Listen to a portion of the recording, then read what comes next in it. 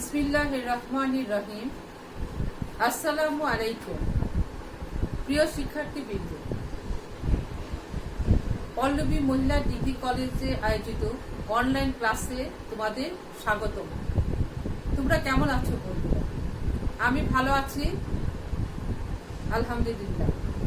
প্রিয় শিক্ষার্থীবৃন্দ, আমি রায়হানা আক্তার, সহকারী অধ্যাপক, অর্থনীতি বিভাগ। আজকে তোমাদের অর্থনীতি প্রথম পত্র সপ্তম অধ্যায়ে ক্লাস নিব। গত ক্লাসে আমি সপ্তম অধ্যায়ের প্রথম দিক পড়িয়েছিলাম, এখন বাকিটুকু পড়াবো। প্রিয় শিক্ষার্থীবৃন্দ, তোমরা সবাই মনোযোগ দিয়ে আমার ক্লাসটা ফলো করো এবং ভালোভাবে বোঝার চেষ্টা করো। এখানে এই অধ্যায়ে বেশিরভাগ তোমার থিওরিটিক্যাল প্রশ্ন অ্যান্সার, সেই অ্যান্সারগুলো তোমরা খুব ভালো করে পয়েন্টসগুলি মুখস্থ করবে এবং সেই মুখস্থ করে ভালো করে বুঝে মুখস্থ করবে। আর মুখস্থ না করলে খেয়াল রাখতে হবে, পয়েন্টসগুলি বোঝার চেষ্টা করবে। প্রিয় শিক্ষার্থীবৃন্দ, এখন আমি শুরু করি আমার পড়ার পড়ার পাঠের মধ্যে আসি। আজকে আমি তোমাদের পড়াবো স্বায়ত্তশাসিত প্রতিষ্ঠান এ কাকে বলে, এর সুবিধা অসুবিধাগুলি পড়াবো। ব্যক্তি মালিকানাধীন কারবার পড়াবো এবং এর সুবিধা অসুবিধা। অংশীদারি কারবার পড়াবো এবং এর সুবিধা অসুবিধা। যৌথ মূলধনী কারবার পড়াবো, এর সুবিধা অসুবিধা। প্রিয় শিক্ষার্থীবৃন্দ, তোমরা খুব মনোযোগ দিয়ে আমার লেকচারটা ফলো করো। প্রথমে আসি আমরা স্বায়ত্তশাসিত প্রতিষ্ঠান। স্বায়ত্তশাসিত প্রতিষ্ঠান হলো স্বশাসিত প্রতিষ্ঠান। যে সকল প্রতিষ্ঠান দেশের আইন পরিষদে বিশেষ আইনের মাধ্যমে সরকারি নীতি এবং আদর্শের আওতায় একটি স্বতন্ত্র ও স্বাধীন পরিচালনা কর্তৃপক্ষ কর্তৃক পরিচালিত হয়, তাকে স্বায়ত্তশাসিত প্রতিষ্ঠান বলে। অর্থাৎ স্বায়ত্তশাসিত প্রতিষ্ঠান হচ্ছে নিজের শাসিত প্রতিষ্ঠান, যেটা আমরা বলে থাকি। এখানে দেশের আইন, প্রচলিত আইন মেনে চলে সরকারি নীতিমালা মেনে ব্যক্তি তার নিজের একটি স্বাধীন এবং স্বতন্ত্র কর্তৃপক্ষ কর্তৃক পরিচালিত করে যে প্রতিষ্ঠান গড়ে তোলা হয়, তাকে বলা হয় স্বায়ত্তশাসিত প্রতিষ্ঠান। এইরূপ প্রতিষ্ঠান পরিচালনার ক্ষেত্রে একদিকে যেমন ব্যক্তি মালিকানার সুবিধা ভোগ করা যায়, তেমনি অন্যদিকে সরকারের আনুকূল্য লাভ করা যায়। এই ক্ষেত্রে সরকার সরাসরি কোনো সিদ্ধান্ত গ্রহণ করতে পারে না, কোনো সিদ্ধান্ত ব্যক্তির কাছে চাপিয়ে দিতে পারে না। প্রিয় শিক্ষার্থীবৃন্দ, এখন বুঝতে পারছো স্বায়ত্তশাসিত প্রতিষ্ঠান কাকে বলে। তারপরে সরকারি প্রতিষ্ঠানের আমলাতান্ত্রিক জটিলতা ও দীর্ঘসূত্রিতা এবং ব্যবস্থাপনা সংক্রান্ত দুর্বলতা এড়ানো এবং প্রশাসনিক গতিশীলতা সৃষ্টি ও প্রতিষ্ঠানের নিজ নিজ কর্মদক্ষতার বৃদ্ধির লক্ষ্যে স্বায়ত্তশাসিত প্রতিষ্ঠান গঠন করা হয়। বাংলাদেশে অধিকাংশ বৃহত্তম খাতসমূহ স্বায়ত্তশাসিত প্রতিষ্ঠান হিসেবে পরিচালিত হয়ে থাকে। অর্থাৎ বাংলাদেশে যেসব বৃহত্তম প্রতিষ্ঠানগুলো আছে, সেগুলো স্বায়ত্তশাসিত প্রতিষ্ঠান হিসাবে পরিগণিত হয়ে থাকে কিংবা পরিচালিত হয়ে থাকে। যেমন দেখো প্রিয় শিক্ষার্থীবৃন্দ, তোমরা বোর্ডের দিকে তাকাও, দেখো স্বায়ত্তশাসিত প্রতিষ্ঠানের বৃহত্তম খাতসমূহগুলি কি কি। দেখো, সরকার এইগুলো হস্তক্ষেপ করে না এবং সরকার এইগুলো চালাতে পারে না বলেই ব্যক্তি মালিকানায় ছেড়ে দেয় এবং ব্যক্তি তার সরকারি নীতি মেনে সরকারের আওতায় থেকে এই প্রতিষ্ঠানগুলো চালিয়ে থাকে। যেমন দেখো, বাংলাদেশে কি কি আছে। শিল্প উৎপাদন খাত আছে, খনিজ সম্পদ খাত আছে, কৃষি খাত, পরিবহন ও যোগাযোগ খাত এবং সেবা খাত ইত্যাদি। এগুলো বৃহত্তম খাতগুলো স্বায়ত্তশাসিত প্রতিষ্ঠান কর্তৃক পরিচালিত হয়ে থাকে। দেখো, শিল্প উৎপাদন খাতটা কি কি আছে। বাংলাদেশ চিনি ও খাদ্য শিল্প কর্পোরেশন, বাংলাদেশ পাটকল সংস্থা, বাংলাদেশ বন শিল্প সংস্থা, বাংলাদেশ ক্ষুদ্র ও কুটির শিল্প সংস্থা ইত্যাদি। খনিজ সম্পদ খাত কি আছে। দেখো, খনিজ সম্পদ খাতের মধ্যে কি আছে। বাংলাদেশ তেল, গ্যাস ও খনিজ সম্পদ কর্পোরেশন, বাংলাদেশ বিদ্যুৎ উন্নয়ন বোর্ড ইত্যাদি। কৃষি খাতে আছে বাংলাদেশ কৃষি উন্নয়ন কর্পোরেশন, বাংলাদেশ মৎস্য উন্নয়ন কর্পোরেশন ইত্যাদি। তারপরে আছে পরিবহন ও যোগাযোগ খাত। পরিবহন ও যোগাযোগ খাতের মধ্যে আছে বাংলাদেশ অভ্যন্তরীণ নৌ পরিবহন কর্তৃপক্ষ, বাংলাদেশ শিপিং কর্পোরেশন ইত্যাদি। সেবা খাতের মধ্যে আছে বাংলাদেশ টেলিফোন শিল্প সংস্থা, পল্লী বিদ্যুৎ উন্নয়ন বোর্ড, বাংলাদেশ পর্যটন সংস্থা, বাংলাদেশ রেশন বোর্ড ইত্যাদি। প্রিয় শিক্ষার্থীবৃন্দ, তোমরা অবশ্যই বুঝতে পারছো নিশ্চয়ই যে বৃহদায়তন খাতসমূহ কি কি এবং এগুলো কি কি বাংলাদেশে আছে। এখন দেখা যাচ্ছে যে স্বায়ত্তশাসিত প্রতিষ্ঠানগুলো তাদের নিজেদের উদ্যোগে সরকারি নীতিমালা মেনে এই প্রতিষ্ঠানগুলো চালিয়ে থাকে। সুতরাং স্বায়ত্তশাসিত প্রতিষ্ঠানের কিছু সুবিধা এবং অসুবিধা আছে। সুবিধাগুলো কি কি দেখো, সুবিধাগুলির মধ্যে আছে স্বায়ত্তশাসিত প্রতিষ্ঠান স্বাধীনভাবে কাজ করতে পারে, তারপরে দক্ষতার ভিত্তিতে কর্মচারী নিয়োগ করতে পারে, আমলাতান্ত্রিক জটিলতা সেখানে কম, কর্মকর্তা কর্মচারীদের বদলি কম, এই প্রতিষ্ঠান গণতান্ত্রিক ও জনকল্যাণমূলক প্রতিষ্ঠান হিসেবে স্বীকৃত। কারণ প্রতিষ্ঠানগুলো স্বায়ত্তশাসিত প্রতিষ্ঠান স্বাধীনভাবে কাজ করতে পারে মানে কি, যে তাদের উপরে কোনো ধরনের জটিলতা থাকে না, কারণ তারা সরকারি নিয়ন্ত্রণ ছাড়া তারা কাজ করে এবং তারা নিজেরা সবাই পরিচালক, তারা নিজেদের ইচ্ছা স্বাধীন মতো কাজ করতে পারে। এই হলো সুবিধাগুলো। আর অসুবিধাগুলো হচ্ছে ক্ষমতার অপব্যবহার হয়, অর্থাৎ যদি এইরূপ প্রতিষ্ঠানে ক্ষমতাসীন রাজনৈতিক দলের প্রভাব বা হস্তক্ষেপ পড়ে তাহলে এই প্রতিষ্ঠানের কিছু কিছু সমস্যা হতে পারে, কিছু কিছু অসুবিধা সৃষ্টি হতে পারে। সেই অসুবিধাগুলো হচ্ছে ক্ষমতার অপব্যবহার হয়, অর্থাৎ এখানে যদি রাজনৈতিক দলের কোনো প্রভাব থাকে তাহলে তাদের ক্ষমতা অপব্যবহার করে তাদের স্বায়ত্তশাসিত প্রতিষ্ঠানগুলোকে তাদের কাজে ব্যাঘাত সৃষ্টি করে থাকে। অধ্যক্ষ পরিচালক, 2 নম্বর হলো অধ্যক্ষ পরিচালক বা কর্মকর্তা নিয়োগ প্রাপ্ত হয়, প্রতিষ্ঠানের নীতিমালার পরিবর্তন ঘটে, প্রতিষ্ঠানের নীতিমালার এবং প্রতিষ্ঠানের উন্নতি বাধাপ্রাপ্ত হয়। এখানে দেখা যাচ্ছে যে এইসব অসুবিধাগুলো স্বায়ত্তশাসিত প্রতিষ্ঠানের হয়ে থাকে, তারা এই কাজ করতে গিয়ে এই সমস্যাগুলো সৃষ্টি হয়। এই প্রতিষ্ঠানে কিছু অসুবিধা থাকা সত্ত্বেও জনকল্যাণমূলক প্রতিষ্ঠান হিসেবে উৎপাদন, বন্টন ও সেবা প্রদানে এর গুরুত্ব রয়েছে অপরিসীম। সুতরাং আমরা দেখতে পাচ্ছি যে স্বায়ত্তশাসিত প্রতিষ্ঠান একটি দেশে একটা বৃহদায়তন খাত সমূহে বিরাট ভূমিকা পালন করে থাকে। সুতরাং আমরা এই স্বায়ত্তশাসিত প্রতিষ্ঠানের সুবিধা অসুবিধাগুলি দেখলাম।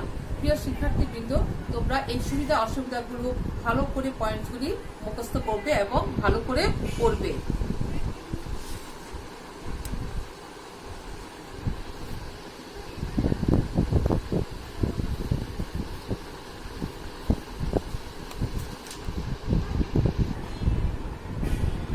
প্রিয় শিক্ষার্থীবৃন্দ, এতক্ষণ আমরা স্বায়ত্তশাসিত প্রতিষ্ঠান পড়িয়েছি, এখন পড়ব ব্যক্তি মালিকানা ভিত্তিক ব্যবসা প্রতিষ্ঠান। অর্থাৎ আমরা এখন সবগুলি পড়ছি সংগঠনের প্রকারভেদ পড়ছি, প্রকারভেদের ব্যাখ্যা পড়ছি।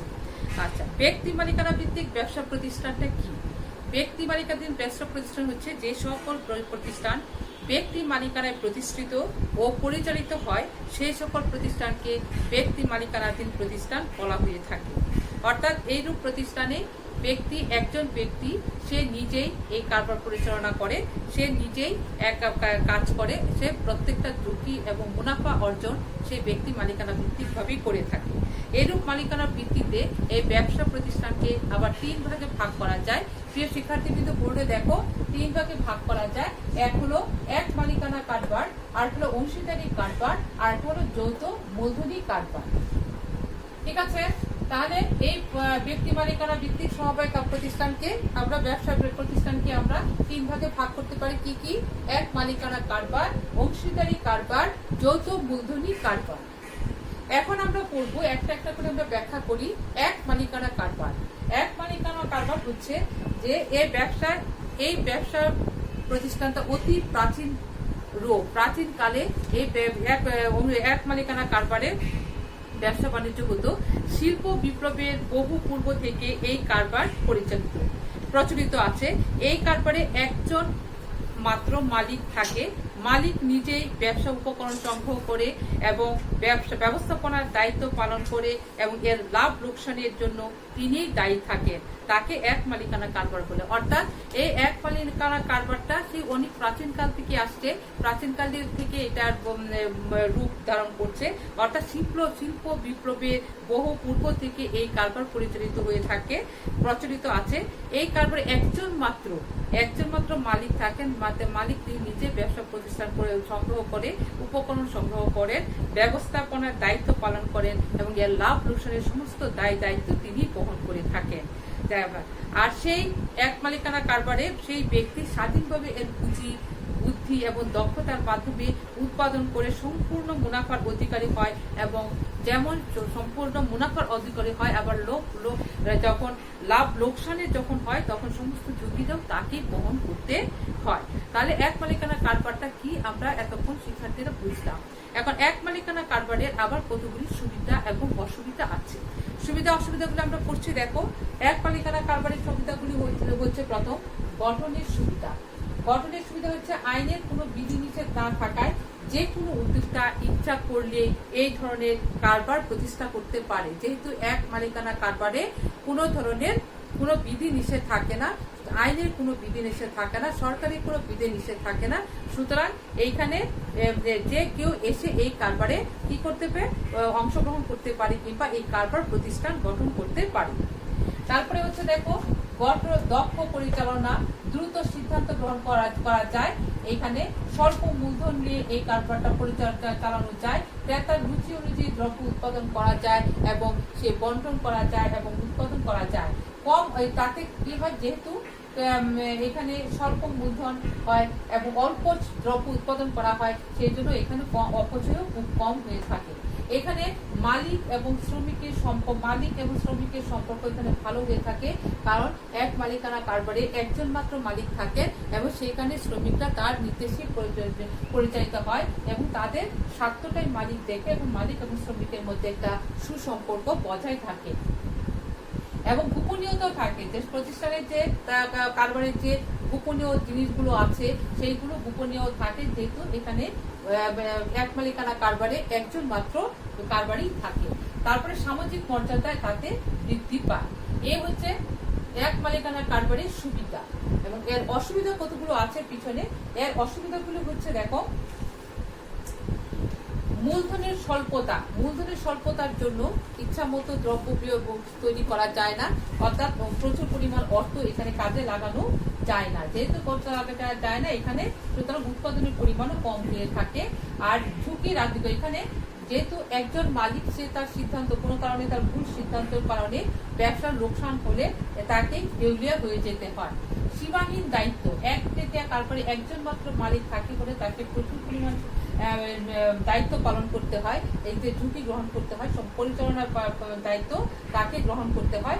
সমস্ত দায়িত্ব মালিকের থাকে বলে মালিক ঝুঁকিপূর্ণ উৎপাদন কাজে মূলধন বিনিয়োগে উৎসাহ হারিয়ে ফেলে। তারপরে হলো উৎপাদন ব্যয় বৃদ্ধি। এক মালিকানা কারবারের আয়তন ক্ষুদ্রকার হয় বিদায় উৎপাদন ব্যয় অধিক হয়ে থাকে, কারণ এই ধরনের কর্ম অভ্যন্তরীণ বা বাহ্যিক কোনো প্রকার অতিরিক্ত সুবিধা লাভ করে না। এই হচ্ছে। তারপরে হচ্ছে দক্ষ কর্মচারীর অভাব। এখানে মূলধনের পরিমাণ কম, তাই দক্ষ কর্মচারীর অভাবে এই কারবার প্রায় সঠিকভাবে দায়িত্ব সম্পাদন করতে পারে না। প্রতিযোগিতার অভাব, প্রতিযোগিতার মনোভাব এখানে নাই, যেহেতু এই কারবারে মূলধনের অভাবে স্বল্প আয়তনে উৎপাদন করে, তাই বৃহদায়তন উৎপাদন প্রতিষ্ঠানের সাথে প্রতিযোগিতা টিকে থাকতে পারে না। এই হলো শিক্ষার্থী বন্ধুরা ব্যক্তি মালিকানা ভিত্তিক কারবারের সুবিধা এবং অসুবিধাগুলো বললাম।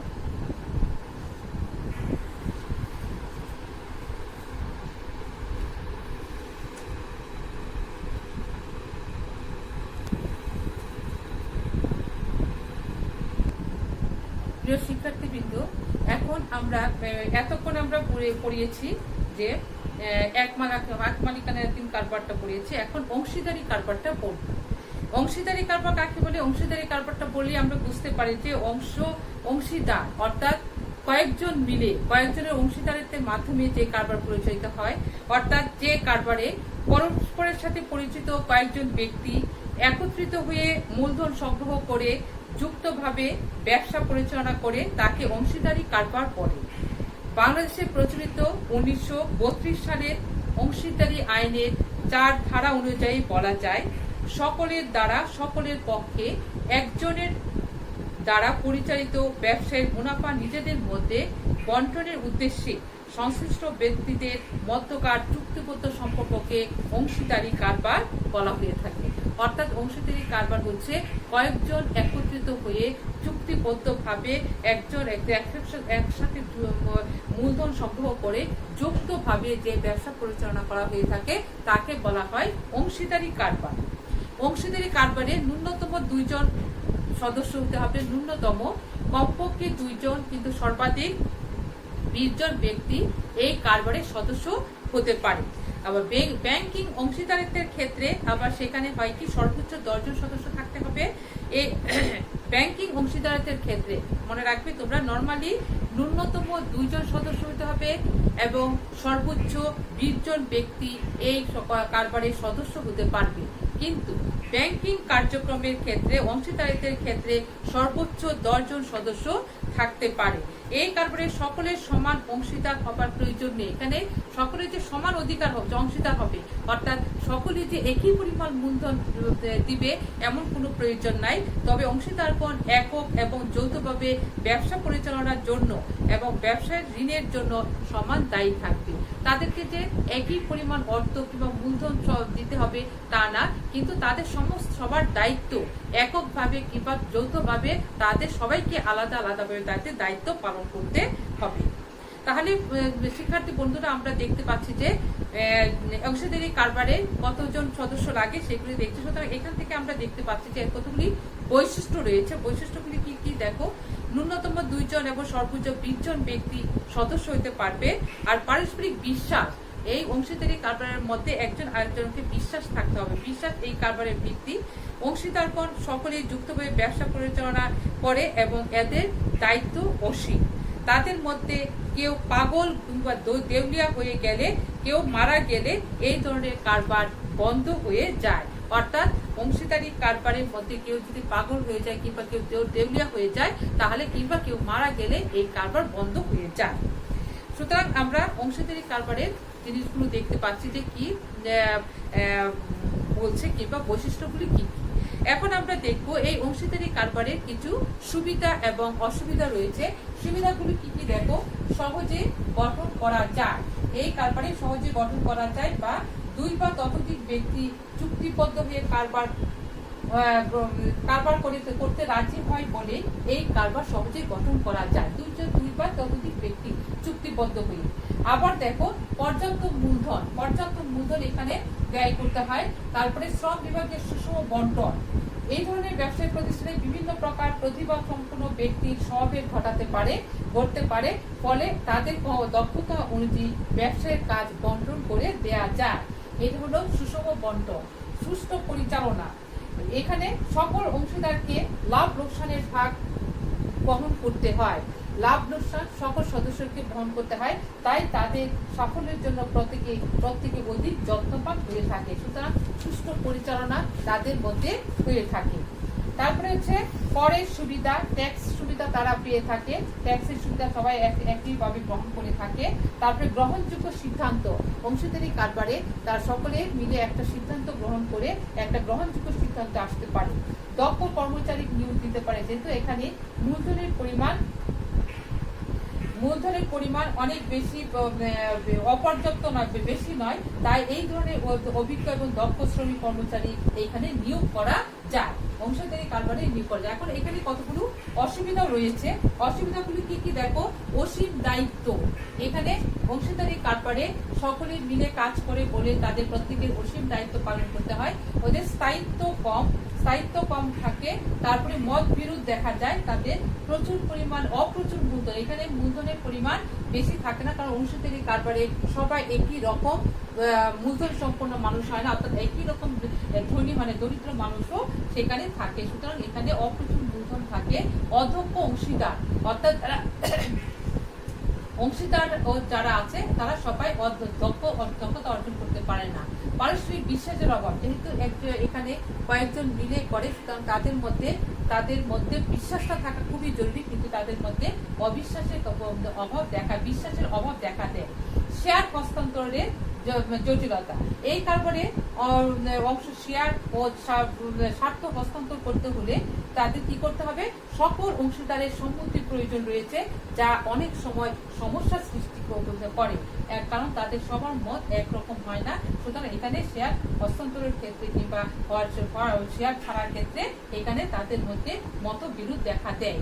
সীমিত সদস্য সংখ্যা, এখানে সীমিত সদস্য সংখ্যা থাকে বলে এটা অনেক সময় কেউ দেউলিয়া হয়ে গেলে কিংবা কেউ পাগল হয়ে গেলে তারা মারা গেলে এই বন্ধ হয়ে যেতে পারে। জনগণের আস্থা কম, এখানে আইনের কোনো বাধ্যবাধকতা না থাকায় এই ধরনের কারবারের প্রতি জনগণের আস্থা খুব কম হয়ে থাকে। প্রিয় শিক্ষার্থীবৃন্দ, এতক্ষণ আমরা অংশীদারি কারবারের সুবিধা অসুবিধা বৈশিষ্ট্য এগুলি পড়লাম। বন্ধুরা, তোমরা এগুলো খুব ভালো করে আয়ত্ত করবে।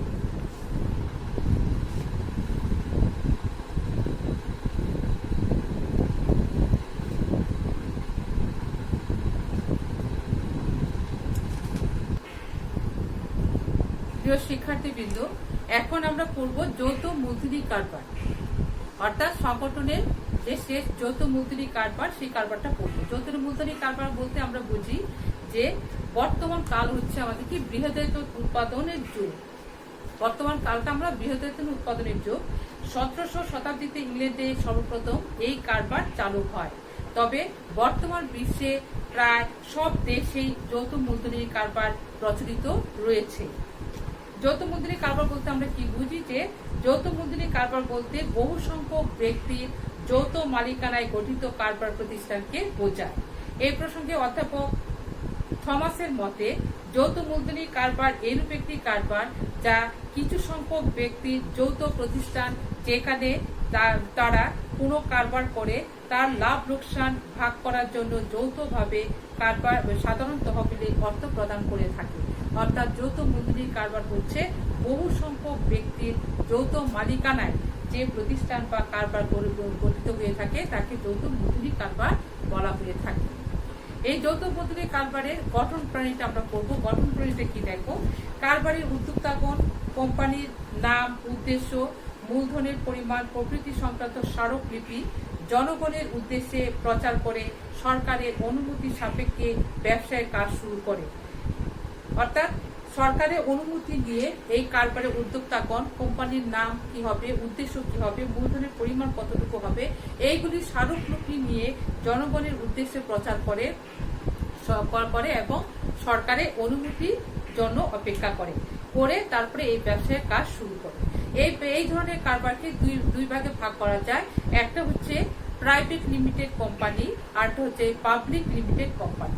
তাই প্রাইভেট লিমিটেড কোম্পানিটা কি, যে প্রাইভেট লিমিটেড কোম্পানির সদস্য সংখ্যা হচ্ছে 2 জনের কম এবং 50 জনের বেশি হতে পারে না, এবং তাদের শেয়ারের মালিকানা হস্তান্তর করতে পারে না। অর্থাৎ প্রিয় শিক্ষার্থীবৃন্দ, একটু খেয়াল করো যে প্রাইভেট লিমিটেড কোম্পানির সদস্য সংখ্যা হলো 2 জনের কম এবং তাদের শেয়ারের মালিকানা হস্তান্তর করতে পারে না। অন্যদিকে পাবলিক লিমিটেড কোম্পানির সদস্য সংখ্যা হচ্ছে 7 জন থেকে অসংখ্য, অর্থাৎ সর্বনিম্ন 7 জন, এর থেকে অসংখ্য তাদের সদস্য সংখ্যা এবং তাদের শেয়ার হস্তান্তর যোগ্য। প্রিয় শিক্ষার্থীবৃন্দ, এখন আমরা যা পড়ছি সেগুলো একটু মনোযোগ দিয়ে সবাই পড়বে, আশা করি তোমরা বুঝতে পারছো। এরপর আছে এই যৌথ মূলধনী কারবারের মূলধন গঠনটা কিভাবে হয়। দেখো, এই কারবার সবসময় অনুমোদিত মূলধনের সবটুকু কেনা বিক্রয়ের মাধ্যমে সংগ্রহ করে না। অনুমোদিত মূলধনের যে পরিমাণ শেয়ার বাজারে বিক্রয়ের জন্য প্রচার করা হয় তাকে বলা হয় ইস্যকৃত মূলধন। অর্থাৎ এখানে বলছে যে এই ধরনের কারবারে অনুমোদিত মূলধনের সবটুকুই বিক্রয়ের মাধ্যমে সংগ্রহ করে না। অনুমোদিত মূলধনের পরিমাণ, যে পরিমাণ শেয়ার বাজারে বিক্রয়ের জন্য প্রচার করা হয় তাকে বলা হয় ইস্যুকৃত মূলধন। আর বিক্রিত মূলধনের যে অংশ শেয়ার ক্রেতাদের থেকে নগদে আদায় করা হয় তাকে আদায়কৃত মূলধন বলা হয়। এখানে দুটো কথা মূলধন সম্পর্কে চ্যাপ্টারের কথা বলা হয়েছে। একটা হলো শেয়ার বাজারে বিক্রয়ের জন্য প্রচার করা হয়, এটাকে ইস্যুকৃত মূলধন বলে। আর বিক্রিত মূলধনের যে অংশ নগদ হিসাবে নগদ ক্রেতাদের কাছ থেকে আদায় করা হয় সেটাকে বলা হয় আদায়কৃত মূলধন। মূলধন সংগ্রহকরণের উপায়গুলো কি কি দেখো, মূলধন কিভাবে সংগ্রহ করা হয়। মূলধন সংগ্রহের উপায়গুলো হচ্ছে শেয়ার বিক্রি করে, মূলধন ঋণপত্র বিক্রি করে, ঋণপত্র গ্রহণ করে, জনগণের অর্থ গচ্ছিত রেখে এবং সংরক্ষিত তহবিল সৃষ্টি করে। তাহলে মূলধন সংগ্রহের উপায়গুলি কি কি আবার রিপিট করছে মেয়েরা শোনো। শেয়ার বিক্রি করে, ঋণপত্র বিক্রি করে, ঋণপত্র গ্রহণ করে, ঋণ গ্রহণ করে, জনগণের অর্থ গচ্ছিত রেখে আর সংরক্ষিত তহবিল সৃষ্টি করে। এখন আমরা যৌথ মূলধনী কারবারের এই গঠন প্রণালী দেখলাম, মূলধন গঠন কিভাবে কেউ করে, সদস্য সংখ্যা কতজন, মূলধন সংগ্রহের উপায়গুলো দেখলাম। এখন যৌথ মূলধনী কারবারের কিছু সুবিধা এবং অসুবিধা সেই রয়েছে, সেই সুবিধা অসুবিধাগুলো আমরা এখন দেখছি। দেখো যৌথ মূলধনী কারবারের সুবিধাগুলি কি কি দেখো। পর্যাপ্ত মূলধন সংগ্রহ করা, এখানে পর্যাপ্ত মূলধন সংগ্রহ করা সুবিধা। বৃহদায়িত উৎপাদন করা যায়, স্থায়িত্ব আছে, এর সঞ্চয় বিনিয়োগ আছে, শেয়ার হস্তান্তরযোগ্য, ঝুঁকি বন্টন, ঝুঁকিটা থাকে অর্থাৎ যে যৌথভাবে যারা কাজ করে তাদের যদি লোকসান হয় কিংবা কোনো অসুবিধা পড়ে এই ঝুঁকিটা ওরা সবাই বহন করে থাকে যৌথ মূলধনী কারবারে। দক্ষ এবং অভিজ্ঞ পরিচালনা পরিষদ থাকে, পর্ষদ থাকে এবং লোক তাদের উপরে লোকের আস্থা থাকে। এই হচ্ছে সুবিধা, যৌথ মূলধনী কারবারের সুবিধা। আর অসুবিধাগুলি কি হচ্ছে যে অগণতান্ত্রিক পরিচালনা থাকে, যেহেতু এখানে গণতান্ত্রিক পরিচালনা অর্থাৎ এখানে সরকারের হস্তক্ষেপ থাকলেও এখানে সব মালিক কিংবা তার সদস্যরা তারা গণতান্ত্রিক ভাবে এই কাজগুলি পরিচালনা করতে পারে।